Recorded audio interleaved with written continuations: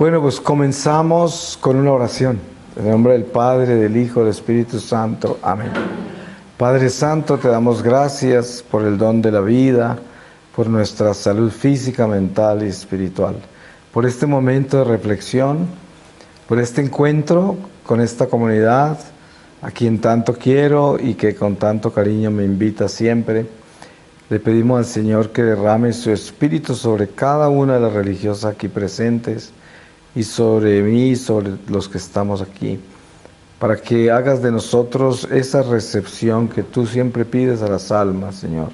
Una recepción abierta al amor, abierta a tu misericordia y abierta a tu sabiduría, que es lo que necesitamos para poder vivir este destierro en obediencia a todo lo que nos has señalado, Señor. Bendito, alabado seas. Gloria al Padre, al Hijo y al Espíritu Santo. Como era en el principio, ahora y siempre, por los siglos de los siglos. Amén. María concebida sin pecado. Ruega por nosotros que recurrimos a vos. San José. Ruega por nosotros. Amén. Padre, Hijo, Espíritu Santo. Amén. Pues es una alegría estar con ustedes de nuevo y sobre todo las felicito porque ustedes son pues una fortaleza muy grande para la iglesia. Yo sé que parte de los votos que ustedes tienen, que es la entrega total e incondicional a Dios, no es un voto que pida reconocimiento de lo que hacen, ni tampoco conocer por qué hacen lo que hacen, sino que simplemente lo hacen. Y eso es lo que Dios quiere, porque quiere la humildad, el abandono incondicional, sin interés. Y eso es muy lindo, porque entonces cuando no hay interés, no hay condición, está Dios. Y Él se convierte en la verdadera condición. Así de que, abiertos al Espíritu Santo, vamos a pedirle al Señor que siempre es tan puntual, ¿no? Porque el Espíritu Santo es el que es puntual.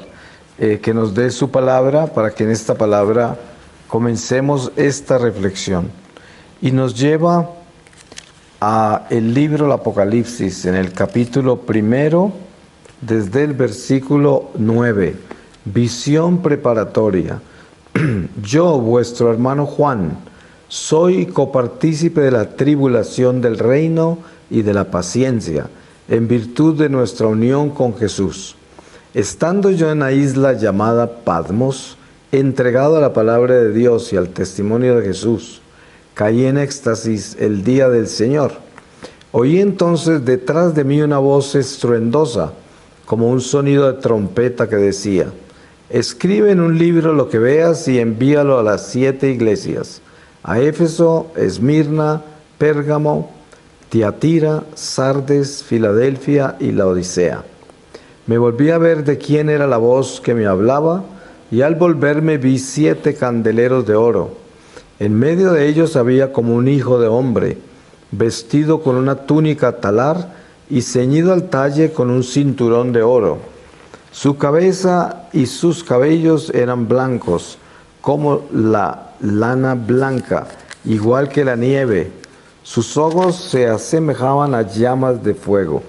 Sus pies parecían de metal precioso acrisolado en el horno. Su voz retumbaba como las aguas caudalosas. Tenía en su mano derecha 7 estrellas, y de su boca salía una espada aguda de 2 filos. Su rostro brillaba como el sol en plena canícula. Cuando lo vi, caí a sus pies como muerto. Entonces puso su mano derecha sobre mí y me dijo: no temas, soy yo, el primero y el último, el que vive. Estuve muerto, pero ahora estoy vivo por los siglos de los siglos, y tengo las llaves de la muerte y del Hades. Escribe pues lo que has visto, lo que ya es y lo que va a suceder más tarde. Esta es la explicación del misterio de las 7 estrellas que has visto en mi mano derecha y de los 7 candeleros de oro. Las 7 estrellas son los ángeles de las 7 iglesias y los 7 candeleros son las 7 iglesias. Palabra de Dios. Te alabamos, Señor.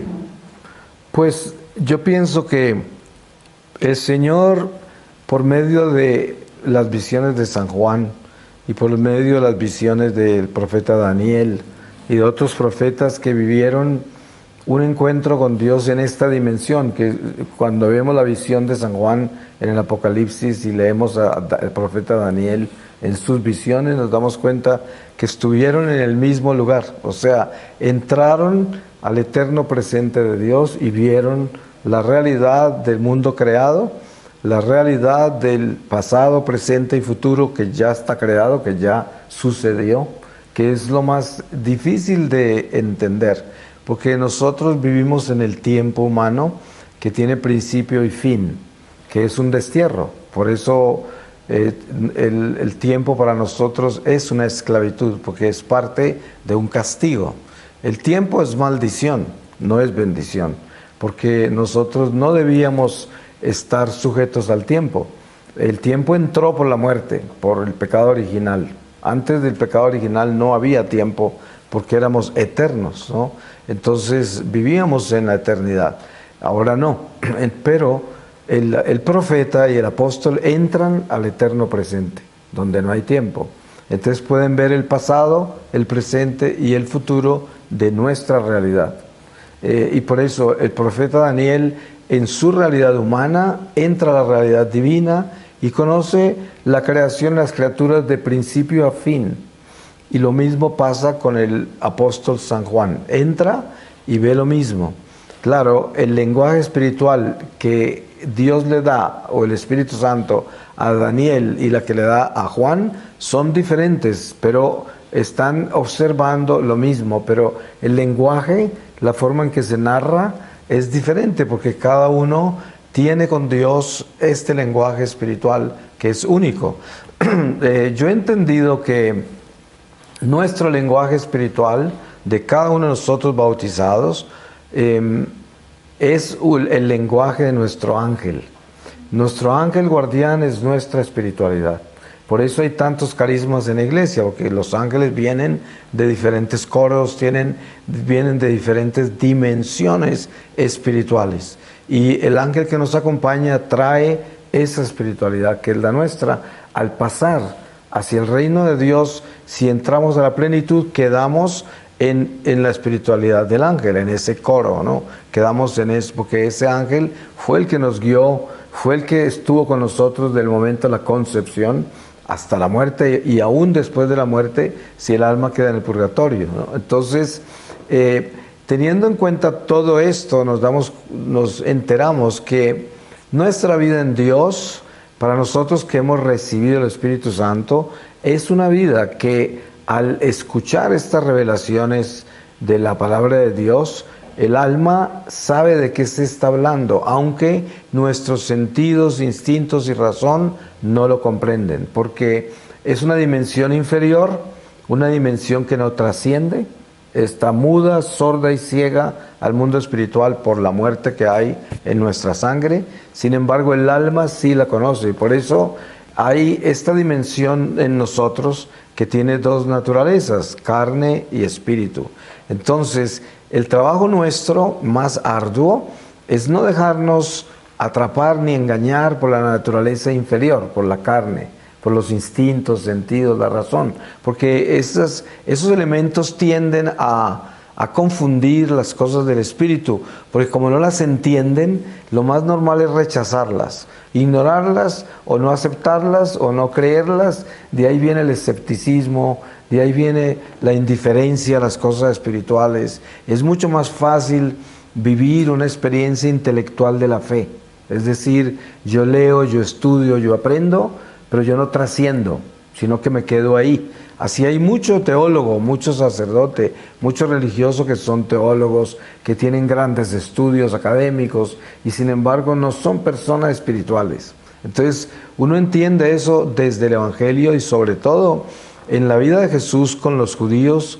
Ustedes saben que Él tiene un encuentro con los fariseos, con los doctores de la ley, con estos jueces del Sanedrín como Nicodemos, que eran gente súper preparada, pero no eran espirituales, no entendían el lenguaje de Jesús. Y también en los apóstoles observamos que el judaísmo nunca les enseñó espiritualidad, porque todo lo que Jesús decía, ellos lo interpretaban desde la razón.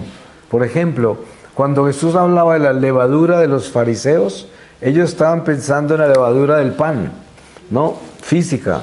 Ellos no entendían que Jesús estaba hablando del egoísmo, de la vanidad, del egocentrismo, la autosuficiencia de los fariseos, a lo que llamaba levadura, que infla, ¿no? Como la levadura infla el pan. Pero ellos lo interpretaban racionalmente.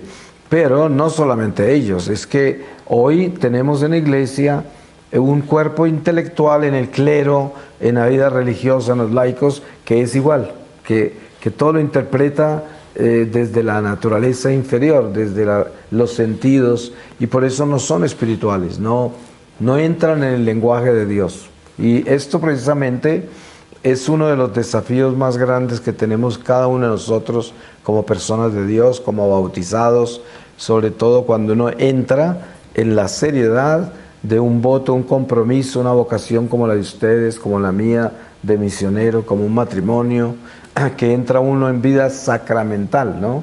Entonces ya uno tiene una responsabilidad, y la responsabilidad es que ese evangelio que el Señor nos ha revelado tiene que hacerse vida en el Espíritu, porque si no se hace vida en el Espíritu, ese evangelio no nos trasciende a la vida eterna, no nos libera, no nos da una visión eterna de nuestros pasos terrenales, porque el llamado nuestro es a caminar por una vida mortal, por una vida limitada y temporal, pero con pasos eternos.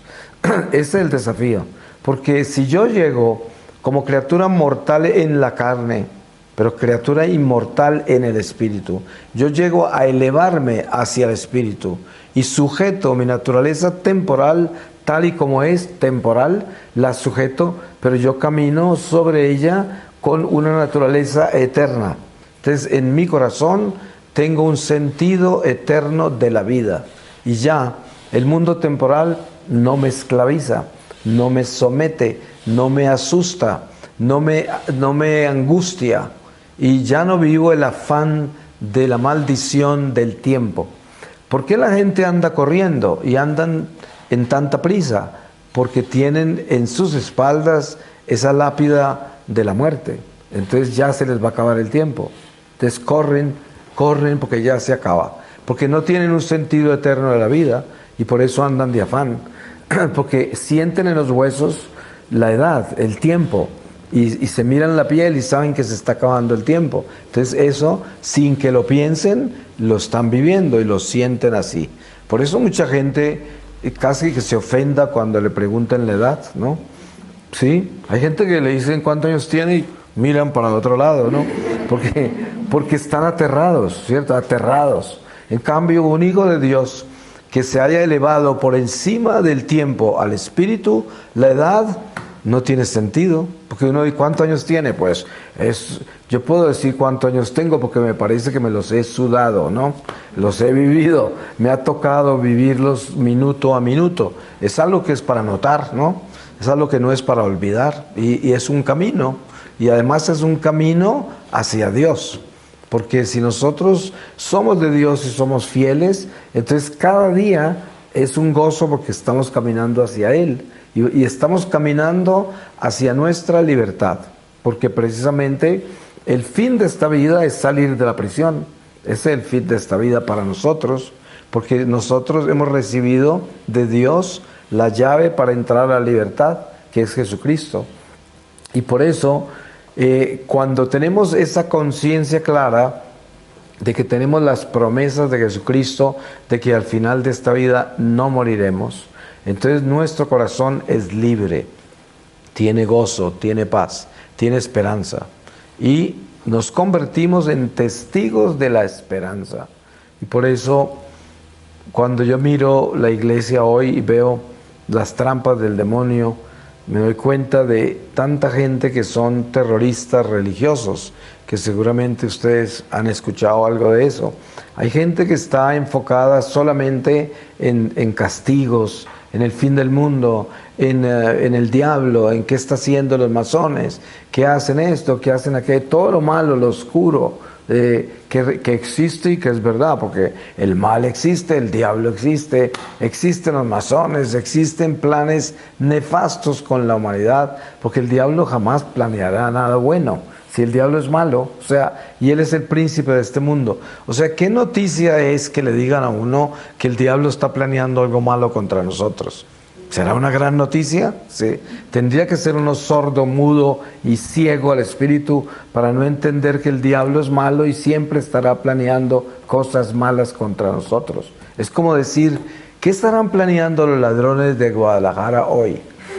Seguramente no ir a besar la abuela, están planeando robarnos, porque son ladrones, ¿cierto? Y eso, ¿qué estará planeando el diablo hoy en Guadalajara? Pues hacer mal, porque él es malo y solamente hace cosas malas. Entonces que alguien nos diga y venga a decirnos la gran noticia. Voy a contarle los planes que tiene Satanás con Guadalajara. ¿Quién quiere oír eso? Dice, pues, si él siempre tiene planes malos, ¿a quién le interesa saber en qué forma los va a ejecutar? Nosotros sabemos que para nosotros, en este destierro, en este mundo, lo único que nos importa es amar a Dios incondicionalmente, es serle fiel a Dios. Y si le somos fieles a Dios, entonces el diablo no tiene poder sobre nosotros. Y atravesaremos este mundo tenebroso, atravesaremos este mundo donde vive el mal, lo atravesaremos pero con la luz de Dios. Y aunque todo lo que ocurre en el mundo nos afecta y pueden haber situaciones difíciles en medio de nuestro caminar, sin embargo caminamos firmes porque caminamos en Dios y no estamos esclavos ni sujetos a vivir dependiendo de instintos, sentidos y razón, que es nuestra naturaleza inferior, a la cual alimentarían las malas noticias.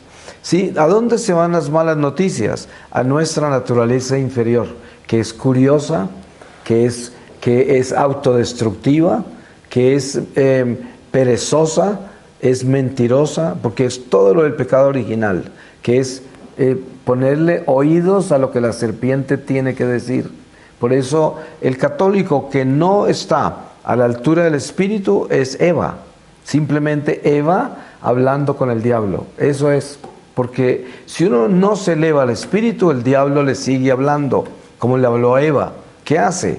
Pues lo asusta, le pone condiciones, le hace oferta, lo seduce, todo lo que el diablo hace.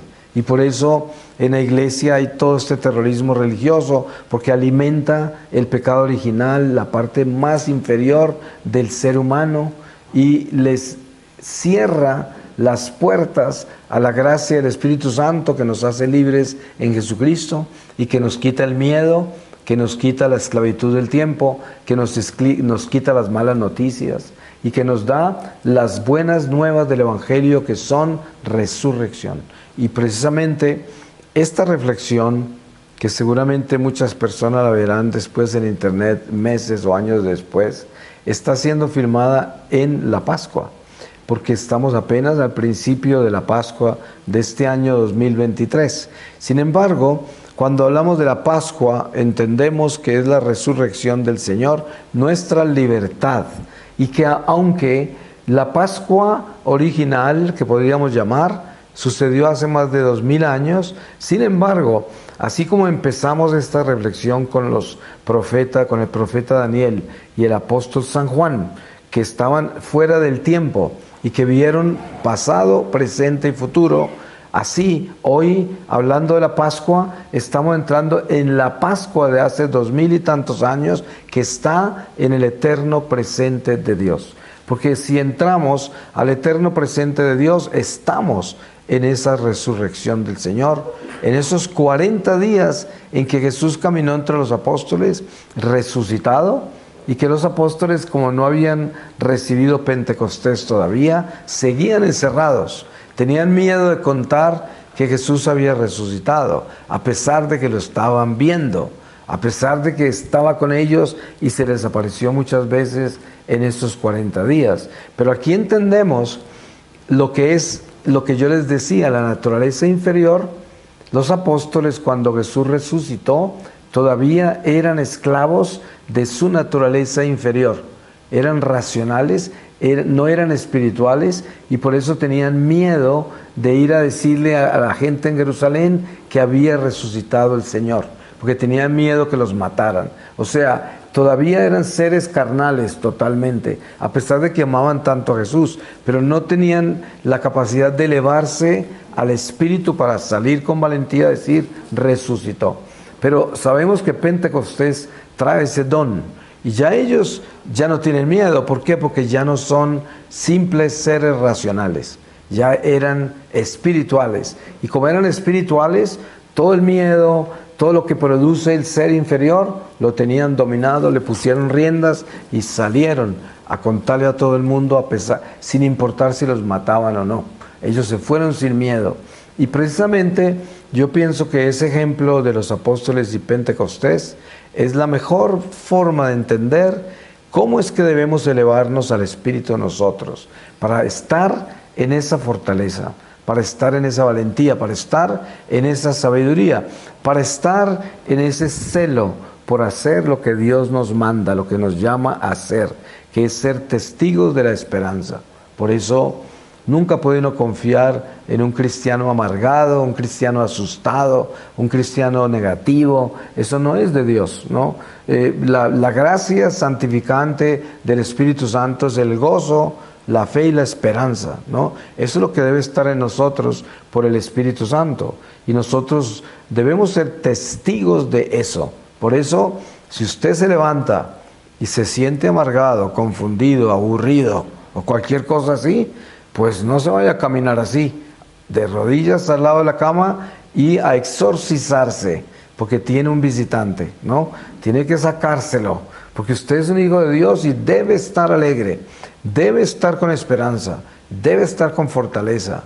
Si usted se deja oprimir y se levanta así, se lleva esa opresión todo el día y el diablo se le roba su día. Y además se le roba el día a los demás, porque le va a hacer daño a los demás con su cara de limón, ¿no? No hay cosa más increíble que una cara de limón en una comunidad o en cualquier lugar donde uno esté. Le daña la paz a los demás. Por eso uno, al levantarse, no puede caminar con la penumbra, con la angustia, con el resentimiento, con la pesadez de esta carne, con la pesadez de esta naturaleza humana. Uno tiene que dominarla, ponerle riendas, montarse encima y llevársela en obediencia, y llevársela con la obediencia de la paz del cristiano, el gozo y la esperanza. Y eso somos nosotros. Y todos los días debemos ser así. Miren ustedes que hace poco celebramos la vida de Santa Bernardita, ayer fue, ¿no? Lo que pasa es que como es Día de la Divina Misericordia, se apaga un poco la fiesta de Santa Bernardita, que es una santa extraordinaria. Además de que el ejemplo de ella, que era una religiosa alegre, jovial y con un sufrimiento espantoso, las humillaciones que recibió y fuera de eso la enfermedad, ¿no? Sin embargo, nadie podría decir que ella estaba viviendo lo que vivía, porque ella tenía el mensaje de la esperanza, del gozo, lo tenía, ¿no? Y eso pasa con todas las almas víctimas que conocemos en la iglesia.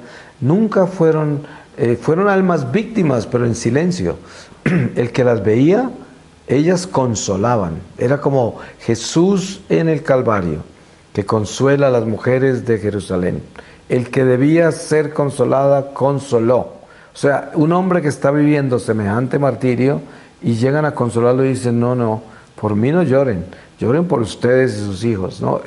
Y esto es lo que hacen todas las almas víctimas que están sufriendo grandes padecimientos. Nadie sabe, están en pleno gozo y esperanza en medio de ese dolor, ¿no?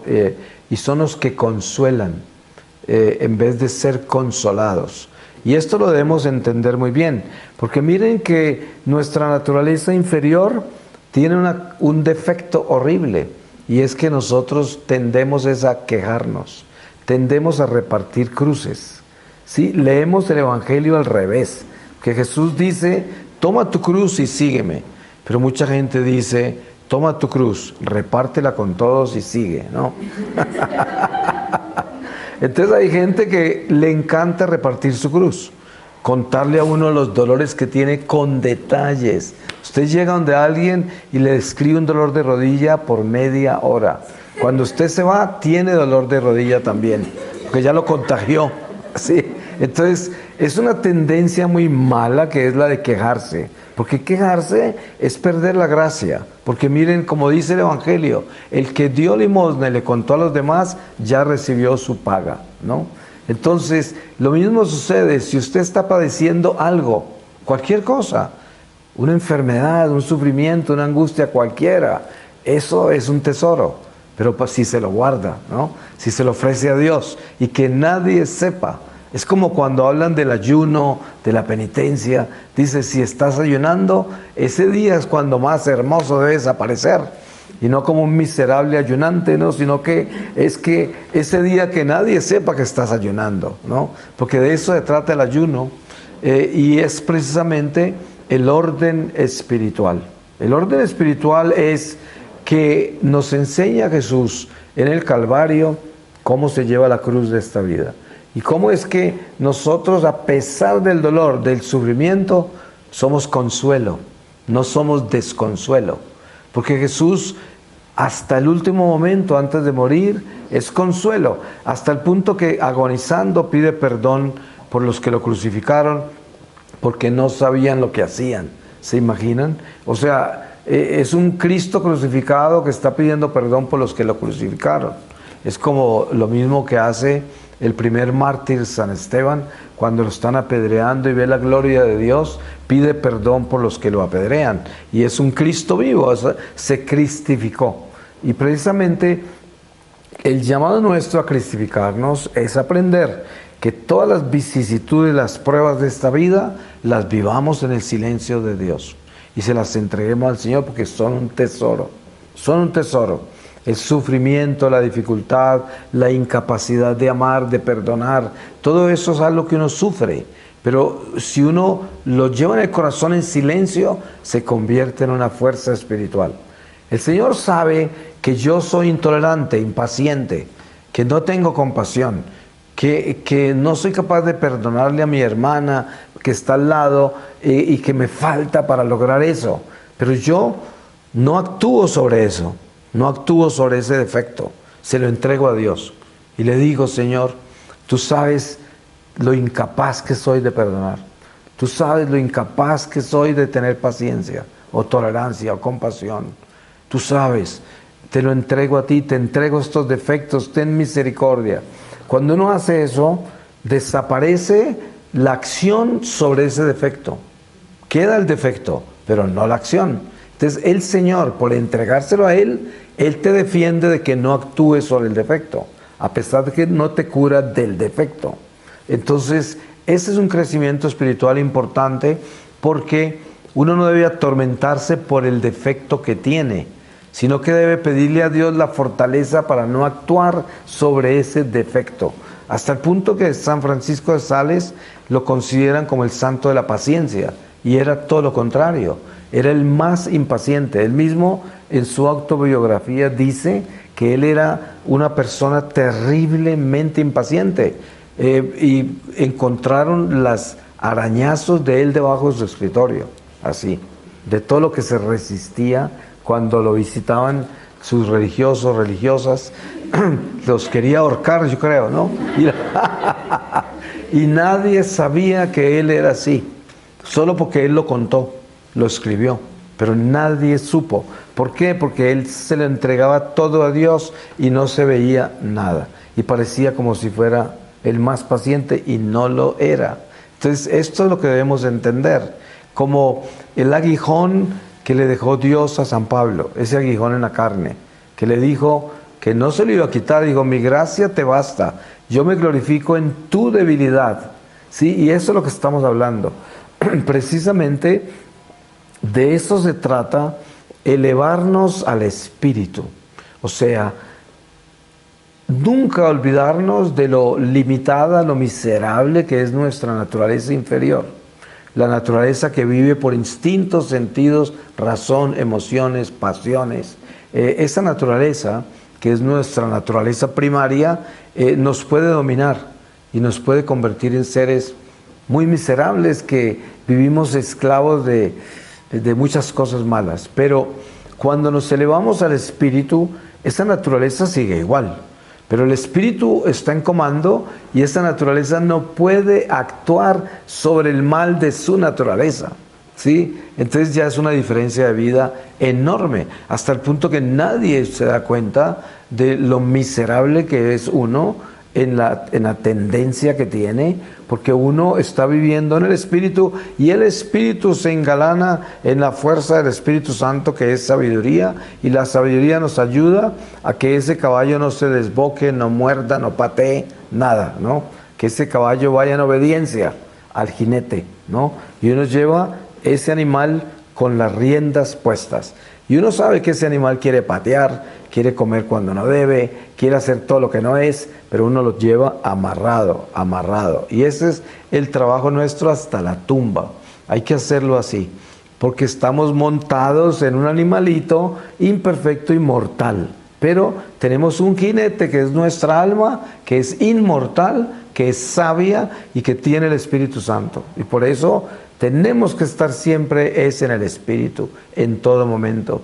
Así de que cuando ustedes en comunidad tengan momentos malos, que son los momentos en que ustedes son impacientes, que no tienen capacidad de amar a las otras hermanas, que no sienten esa fuerza para obedecer las cosas que no les gusta hacer y que tienen que hacer. Y todo eso tienen que sacrificarlo y entregárselo a Dios para que nadie sepa de que esa miseria esté hirviendo ahí, sino que el Espíritu se imponga y arrastre esa miseria a la obediencia y haga lo que tiene que hacer, y nunca nadie sabrá la miseria que vivió por dentro en el momento que estuvo obedeciendo lo que tenía que obedecer, y que nunca paseó su cara de limón por ningún lado.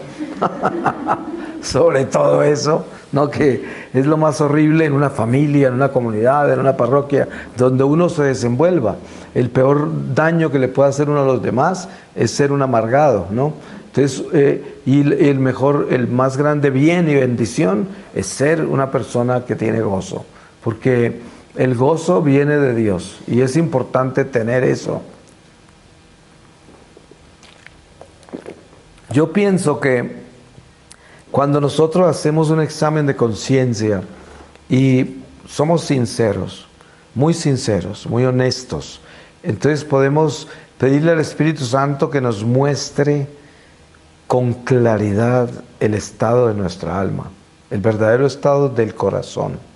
Y es increíble la puntualidad del Espíritu, porque si usted se recoge bien recogido y le pide a Dios eso, cuando usted levanta su cabeza se puede ver perfectamente y sabe qué es lo que tiene que superar, dónde está fallando, qué ha alcanzado de la luz, cuánta luz tiene, todo eso lo descubre. Y es importante hacer un alto en el camino. Por eso la liturgia es perfecta, porque la iglesia es madre y maestra. Y si nosotros seguimos la liturgia y las estaciones litúrgicas, nos damos cuenta de los dones que hay, como la Cuaresma. El mismo tiempo ordinario, que es un tiempo de preparación del alma en el trabajo que uno tiene que hacer después de la Cuaresma, y el encuentro con el Adviento, para que uno renueve el nacimiento y renueve la espera de ese momento con Dios, que es nuestra muerte, que el Adviento nos permite tener preparación para eso, porque el Adviento es la preparación para el nacimiento de Jesús, pero si lo miramos místicamente, es la preparación para nuestra muerte, porque es el momento en que nace Jesús en la plenitud de nuestra vida, es nuestro nacimiento. Entonces el Adviento es nuestra muerte personal, la Cuaresma la muerte de Jesús, que es nuestra libertad. Entonces el encuentro con dos muertes que ambas son vida. Pero es una liturgia perfecta, porque si nosotros caminamos con esa liturgia, entonces caminamos rectos en el sendero de la pedagogía divina, en la iglesia. Y obediencia a eso nos hace muy fuertes. Porque si uno fuera obediente a la iglesia en la plenitud de su liturgia y en la sencillez de esa pedagogía doctrinal, caminaría muy recto hacia Dios sin tener ninguna duda, ninguna ansiedad de conocer algo diferente a lo que ya está revelado. Porque ustedes saben que la razón por la cual hay tanta gente en la iglesia detrás de mensajes y de cosas nuevas es porque, como les dije antes, están en la naturaleza inferior y están en Eva. Están en Eva y la serpiente. A ver, ¿qué hay por ahí, no? Cuéntame. Cuando ya nos dijeron todo. Sí, la señal es, si usted verdaderamente está en orden y es una persona espiritual, sabe que ya nos dijeron todo. No hay nada nuevo que esperar. Lo único que estamos esperando es la parusía, el regreso de Jesús. No hay ningún mensaje nuevo por llegar. Nadie puede revelarnos nada diferente al Evangelio. Todo se completó con Jesús, los profetas, las profecías. O sea que San Pablo dice, el don más importante que debemos pedir es el don de profecía, pero no para predecir el futuro, sino para edificar la iglesia sobre los cimientos que ya han sido dados, que son el Evangelio, Jesucristo. Lo que estamos haciendo acá en este momento. Porque ¿qué estamos haciendo? Estamos reflexionando sobre los misterios que Jesús nos reveló. Y para que construyamos sobre esto el edificio espiritual de cada uno de nosotros y así podamos elevarnos hacia Dios, porque es nuestro trabajo. Construir un edificio espiritual que sea como una escalera que nos lleva al cielo. Ese es el edificio espiritual. Por ahí escalamos hacia Dios. Entonces, uno tiene dos caminos como cristiano. O está estancado en la religión y en la naturaleza inferior, en un mundo racional e intelectual, o está ascendiendo en el espíritu y cada vez más y más ascender. Cuando muere queda tan alto como ascendió, pero si fue solamente religioso e intelectual, queda detenido en el mundo material y le toca empezar a ascender en el purgatorio. Es muy doloroso, muy difícil, y por eso el Espíritu Santo quiere evitar purgatorio para nosotros, porque quiere enseñarnos de que es ahora que tenemos que construir este edificio espiritual. Es muy fácil acomodarse en la religión. Mire, ustedes como religiosas se pueden acomodar fácilmente en la comunidad a la ley, ¿no? Se acomodan, cumplen con todo, son exactas en todo, hacen todo lo que religiosamente debe ser y se sienten buenas, se sienten en obediencia. Pero resulta que eso no quiere decir que están creciendo espiritualmente. Entonces ahí es donde tiene que tener uno cuidado, porque uno se puede acomodar en su religión. ¿Ves? Hay mucha gente muy buena en las parroquias que son excelentes, pero son solo religiosos y nunca crecen en el amor, porque el crecimiento espiritual se da cuando yo me atrevo a mirar mis defectos y a odiarlos y a renunciar a ellos y a trabajar contra ellos y a buscar ser una mejor persona todos los días. Eso no sucede si yo estoy acomodado en la religión y en la ley. Si yo me acomodo a una rutina religiosa y soy muy bueno en eso, pero yo no estoy trabajando contra mis defectos. Yo sigo igual de intolerante, igual de esto, igual de aquello, y no cambio nada, porque como estoy cumpliendo con todo, estoy acomodado, entonces me siento que todo lo estoy haciendo bien, pero mi corazón no está cambiando. Yo no me estoy volviendo una mejor persona, por lo tanto, estoy esclavo de la naturaleza inferior. Y pienso que no, porque soy religioso, ¿no? Entonces, ahí hay algo muy delicado para observar. Porque miren ustedes, el diablo es demasiado sucio. Y el diablo se manifiesta en los detalles. Y precisamente ese detalle de que yo me siento bien porque cumplo con todo, pero yo no estoy cambiando como persona, ese es el detalle. Ahí está el detalle. Ahí está el diablo. Porque el diablo dice, ¿de qué te preocupas? Si, mira, eres la primera en todo, ahí estás, y sirves, y esto y lo otro, ¿no? Cuando oras, sudas agua bendita, de todo, estás bien. Estás bien, ¿de qué te vas a preocupar? Y ese mal genio, esas cosas, el Señor lo entiende, ¿no? Esa es la voz del diablo, ¿no? Entonces, pero el Espíritu Santo nos dice otra cosa. Dice, jamás te acomodes, nunca te acomodes. Siempre tienes que estar caminando y luchando en el cambio de tu vida, todos los días de tu vida, porque somos peregrinos, estamos en tránsito. Este no es un lugar de descanso. Aquí no es el descanso. Miren cómo dice la palabra, no los llevaré a mi descanso. Le dice a aquellos incrédulos que tentaron al Señor en Meribá, unos corazones maleados de incredulidad que tentaron a Dios. Y dice, juré que no entrarían a mi descanso. ¿Sí? O sea que para nosotros el séptimo día, el día del descanso del Señor, es nuestra muerte, el encuentro con Él. Ahora no es tiempo de descanso, ahora es tiempo de trabajar. Por eso todos los días tenemos que estar trabajando, a toda hora, inclusive cuando dormimos. Porque antes de yo entregarme a mi sueño, yo tengo que entregarme laborando. Señor, me voy a dormir contigo y continuaré viviendo mi fe contigo en mi sueño, ¿no? Porque entonces no me detengo, yo todo el tiempo estoy trabajando en crecer, trabajando en amar, trabajando en servir. Y en esa forma soy apóstol todo el tiempo. Y el Señor quiere que yo sea así todo el tiempo. Y así que me encuentre. Por eso el Evangelio dice que el Señor te encuentre con el delantal puesto, trabajando. Que no te va a encontrar por ahí sentado, sino trabajando, ¿no? Y esto es, hay que pedirle al Señor ese don de que nosotros no nos sentamos cansados, ¿sí? Es como a mí, yo tengo una vida misionera muy ocupada y viajo todo el tiempo. Y la gente me pregunta, ¿pero no se cansa? Yo digo, vivo cansado, pero es un buen cansancio. Es el cansancio de la misión que el Señor me encomendó. Bendito cansancio. Lo último que quiero hacer es descansar. No quiero hacer eso. Yo quiero hacer lo que tengo que hacer. Así tengo que arrastrar este cadáver por ahí. Pero la realidad es que cuando uno se despierta al mundo de Dios, se despierta al trabajo arduo, continuo, perseverante, incondicional, que cuando uno hace el trabajo de Dios, así esté agotado, es como cuando uno hace mucho ejercicio y es un buen cansancio después del ejercicio, porque es beneficioso, porque es saludable.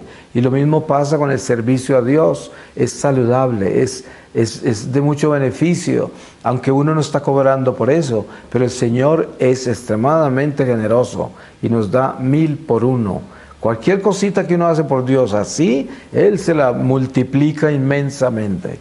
Y esto es importante de uno tenerlo claro, no porque lo vayamos a hacer por interés, pero sabemos que tenemos un Dios justo y misericordioso.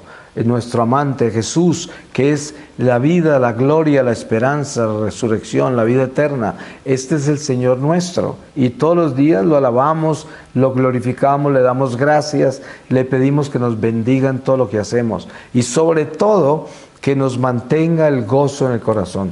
Porque si nosotros entendemos qué es la Pascua, pues debíamos estar parados en la cabeza, ¿no? De alegría, porque es que es muy grande la Pascua.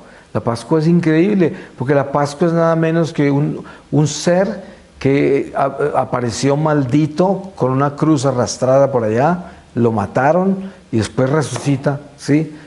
Él solo resucitó por gracia de su Padre, pero resucitó, salió de esa tumba. Es el único que ha hecho eso, nadie más lo ha hecho. Entonces yo digo, ese es nuestro héroe. No hay ningún héroe que pueda haber hecho eso o que lo pueda hacer. Nadie, solo Él. Y por eso, si vamos a seguir a alguien, ¿a quién vamos a seguir?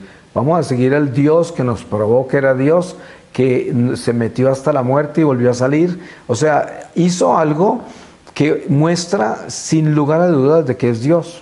No hay duda alguna de que es Dios. Los mismos judíos han tratado de tapar eso por 2000 años, diciendo que los apóstoles se robaron el cuerpo del Señor para hacerle aparecer como resucitado. Pero todo porque utilizaron el miedo que tuvieron durante los 40 días que estuvo resucitado. ¿Y se dan cuenta el precio del miedo? El precio del miedo es que los judíos tuvieron de dónde prenderse para decir, si hubiera resucitado, hubieran salido corriendo a contarle a todo el mundo. Y esta gente dicen que resucitó, no sé cuándo, y nunca aparecieron hasta 40 días después, ni siquiera 49, porque fueron 9 días después de que él ascendió, son 49.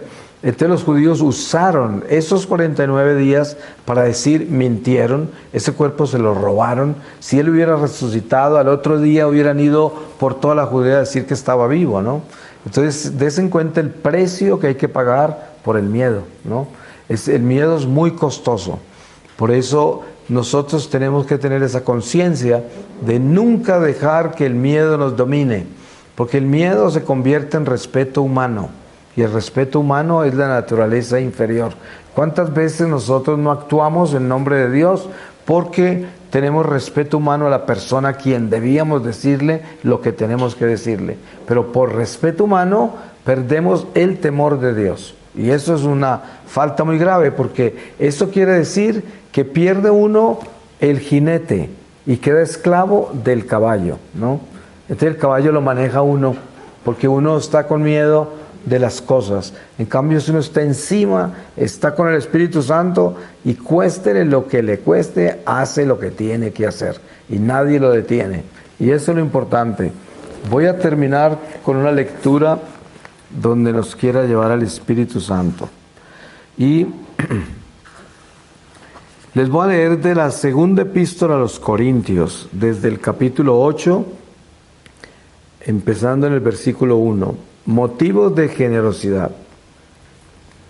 Queremos informaros, hermanos, de los favores que Dios ha otorgado a las iglesias de Macedonia, pues aunque probados por numerosas tribulaciones, han rebosado de alegría, y su extrema pobreza ha desbordado en tesoros de generosidad.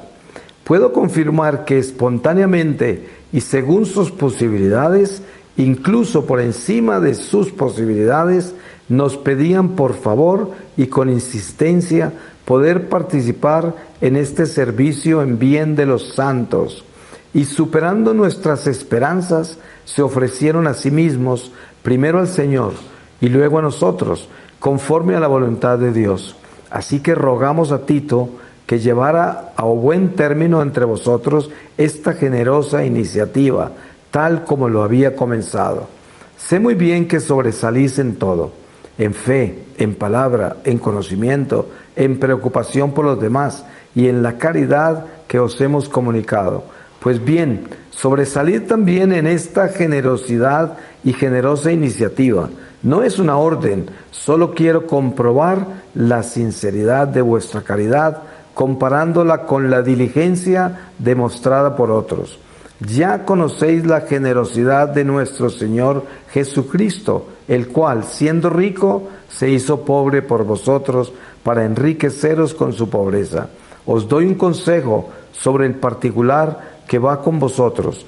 Ya que desde el año pasado habéis sido los primeros, no solo en hacer la colecta, sino también en tomar la iniciativa, ahora llevadla también a cabo, de forma que a vuestra prontitud en la iniciativa corresponda su realización conforme a vuestras posibilidades. Pues cuando hay buena voluntad, la dádiva se acoge por lo que el donante tiene, no por lo que no tiene. No se trata de que paséis apuros para que otros tengan abundancia, sino de procurar la igualdad.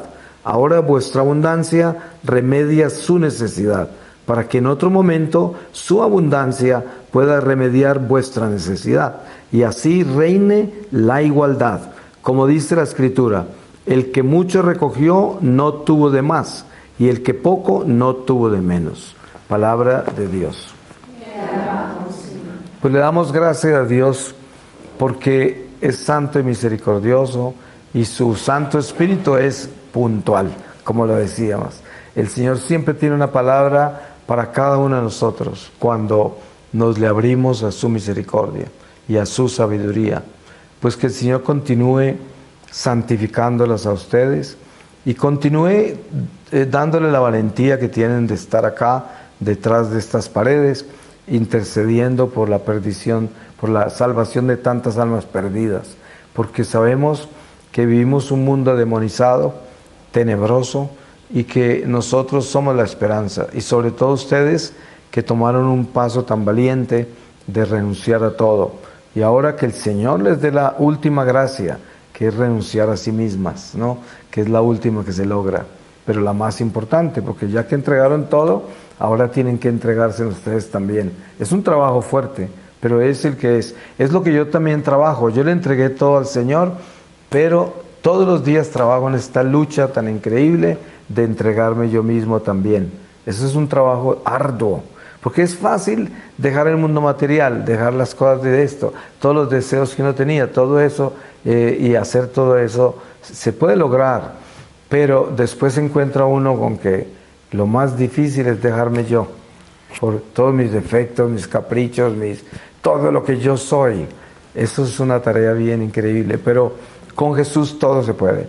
Y Él sabe que nosotros queremos hacerlo y Él nos lo va a dar. Amén. Amén. Sí.